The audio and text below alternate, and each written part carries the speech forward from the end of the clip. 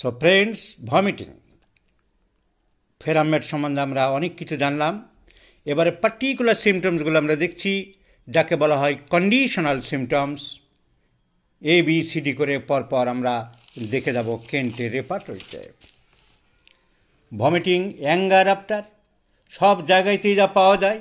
রাগের পরে chamomilla, colocynth, nux vom, staphysagria etcetera. Bed after going, বিছানায় শুতে যাওয়ার সময় বমি করে হঠাৎ।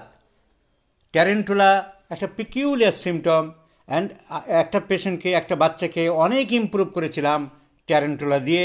তার যত অ্যাগ্রেসিভ বিহেভিয়ার ছিল, তার বিভিন্ন রকম যাকে বলা হয় অটিস্টিক চাইল্ড, অটিস্টিক বিহেভিয়ার যা ছিল, হাইপার অ্যাক্টিভ বিহেভিয়ার, কিন্তু তার পিকিউলিয়ার সিমটম ছিল বিছানায় রাত্রে শোয়ার পরেই বমি করত। So tarentula hispanica is important medicine, my friends. Vomiting as soon as patient goes to the bed. আর ভমিটিং অফ ফেরামেট কোনোদিন ভুলবে না। ফেরামেট মাঝরাত্রির পরে, বা কখনো খেতে খেতে হঠাৎ বমি করতে পারে, বা ডিম খেয়ে হঠাৎ বমি করতে পারে, বা কোনো নশিয়া ছাড়া হঠাৎ বমি করতে পারে। Ferrum met is the important drug. Brushing teeth, অনেকে টিথ ব্রাশ করার সময় সময় বমির ভাব হয়, সেক্ষেত্রে কক্কাস ক্যাকটাই রেপার্টরিতে সেকেন্ড গ্রেডে আছে। আমি এটা প্রুভ করিনি, সুতরাং এর এফিকেসি বলতে পারবো না। যদি কারোর পিকুলার সিমটম থাকে এবং কক্কাস ক্যাকটাইয়ের লক্ষণ থাকে, কক্কাস ক্যাকটাই একটা মেডিসিন যা মেনলি কাশি, সকালের দিকে কাশি, প্রচুর বমি এবং হাইড্রাস্টিসের মতন, ক্যালিবাইক্রমিকের মতন টেনাসিয়াস মিউকাস থাকে। Coccus cacti is a very important medicine. Chill after, মানে ম্যালেরিয়া জ্বরে, যখন শীত করে জ্বর আসে, তারপরে গরম স্টেজ, তারপরে সোয়েট স্টেজ সবাই জানা আছে। তাই শীতের পরে কাঁপুনি দিয়ে শীত করলে তখনই যদি বমি হয়, eupatorium perfoliatum, natrum mur, ipecac etcetera the main medicines. কাশতে কাশতে বমি আসে, এগুলো কমন সিমটম, খুব দাম কম। ডায়রিয়া ডিউরিং বমি কখন হতে পারে? যখন ফুড পয়জনিং হবে। ফুড পয়জনিং হলেই তবে ডায়রিয়া বা পাতলা পায়খানার সঙ্গে সঙ্গেই বমি হবে। তাই ফুড পয়জনিং ওষুধগুলো important. Arsenic album and veratrum album very very important. Veratrum album, প্রচুর বমি, প্রচুর পায়খানা এবং কপালে প্রচুর ঘাম।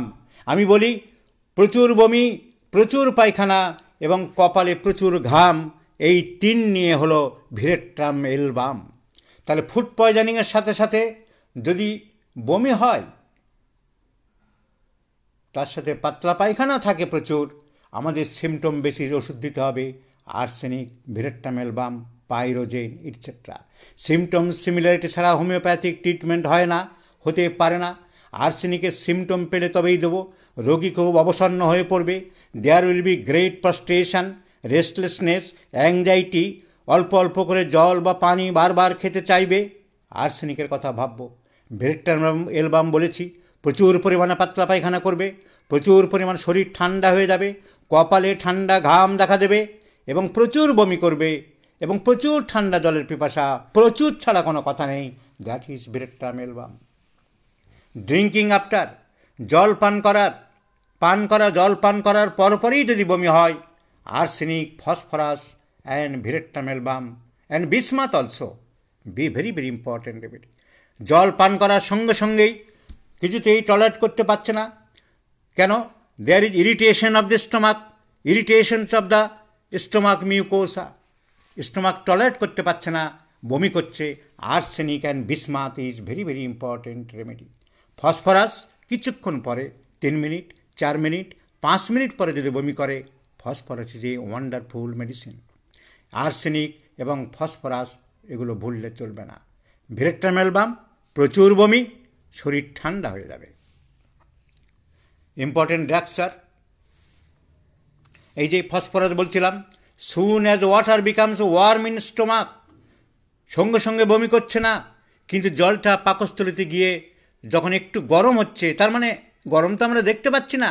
আমরা বলতে পারি যে জল পান করার পরে after drinking, after few minutes vomiting phosphorus, immediately vomiting arsenic and bismuth. Eating oil, খেতে খেতে বমি করে, মেন ড্রাগ বলে দিয়েছি ফেরামমেট। ইটিং আফটার অনেক ওষুধ হতে পারে, অ্যাকর্ডিং টু সিমটম সিমিলারিটি আমাদের ভাবতে হবে। Eggs after ferrum met and ferrum mur. Ferrum met is very very important. ডিম সহ্য হয় না, কিন্তু ডিম সহ্য হয় না, মাছ সহ্য হয় না, মাংস সহ্য হয় না। Not only ferrum met, colchicum colchicum colchicum. মনে রাখতে হবে, মাছ মাংস ডিম সহ্য হয় না, তার গন্ধ সহ্য হয় না, তার কাছে যেতে পারে না, তার রান্না সহ্য করতে পারে না। Arsenic, colchicum, sepia are important medicines. Eruptions from receding, যখন হাম পক্স, যখন ইরাপশানসের গুটিগুলো বেরোতে পারছে না, অল্প অল্প বেরোচ্ছে, বেরোনোর সঙ্গে সঙ্গে জ্বর হয়, শরীরের ভিতরে একটা অ্যান্টাগনিস্টিক রিলেশন হয়, শরীরের ভিতরে একটা অ্যান্টিজেন অ্যান্টিবডি রিয়াকশান হয়, সেই জন্যে জ্বর হয়। আজকালকার লোকে কী করে, তার সঙ্গে সঙ্গে প্যারাসিটামল খাইয়ে দেয়। ডাক্তারবাবু, একটা প্যারাসিটামল আমি দিয়েছি, আর ওয়াইফকে বলে এসছি 100-র উপরে জ্বর হলেই আবার একটা প্যারাসিটামল তুমি খাইয়ে দিও। জ্বর কোনো রোগ নয়, জ্বর হলো রোগের সিমটম। এইটা সাধারণ মানুষরা বোঝে না, বুঝতে চায় না, তাই ইরাপশানসগুলো বেরোতে পারে না। তাকে বলা হয় রিসিডিং ইরাপশানস, তাকে বলা হয় রিপারকাস্ট ইরাপশানস। এইরকম রিপারকাস্ট ইরাপশানস হয়ে যদি বমি হয়, cuprum met is the remedy. Not only vomiting, but also nausea, but also high fever, but also spasmodic convulsions, but also diarrhea, maybe any complaints anywhere, everywhere of the body when the eruptions are not coming out properly. It is repercussed, receded, একবার উঠছে আবার বসে যাচ্ছে। Cuprammate is the very very important remedy. So any physical complaints after repercussed eruptions, Cuprammate is the remedy.